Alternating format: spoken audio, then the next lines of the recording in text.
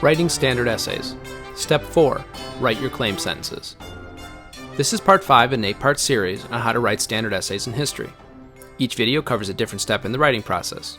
You can watch them all consecutively or come back to review individual steps as needed. Every document I reference will always be available for download in the video description. I've identified patterns in my evidence.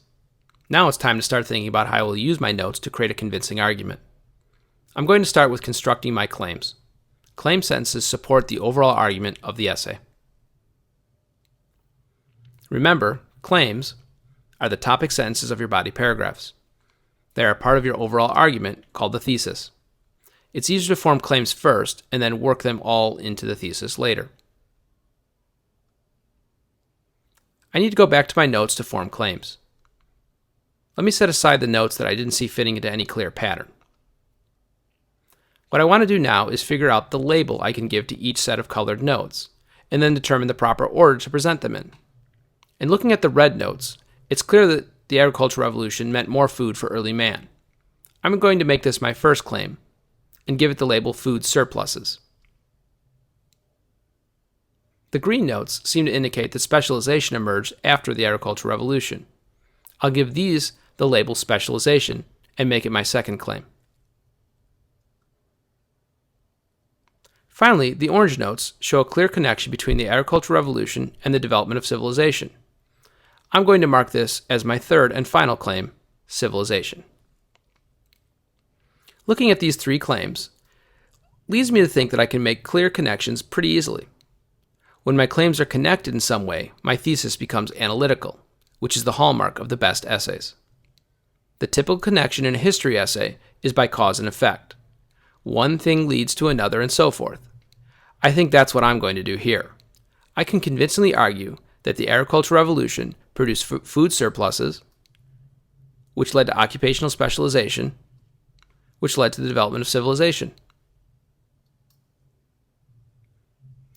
My job now is to write claim sentences based off the note labels that I just came up with.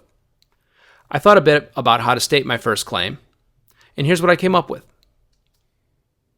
The agricultural revolution often produced food surpluses for early societies. And here's my second claim sentence. With the presence of food surpluses, early man could afford to send some people out of the fields and into other occupations, a process called specialization. My third claim sentence reads like this. Once early settlements had specialization, they were more likely to expand and innovate in ways that would lead to what is often termed civilization.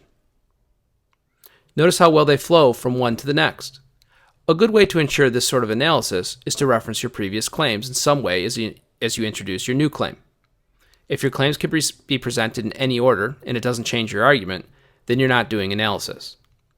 I don't mean simply use transition words like secondly or furthermore, but really connect the content in specific ways as I've done here. Notice that I did this in my second and third claim sentences quite well.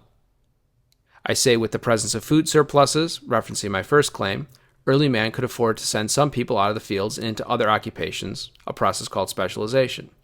And then in my third claim, I say once early settlements had specialization, again referencing my previous, they were more likely to expand and innovate in ways that would lead to what is often termed civilization.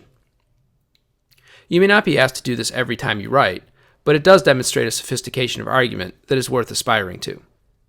We've got our claims. On to the thesis. Watch part 6 to understand how to write a thesis statement.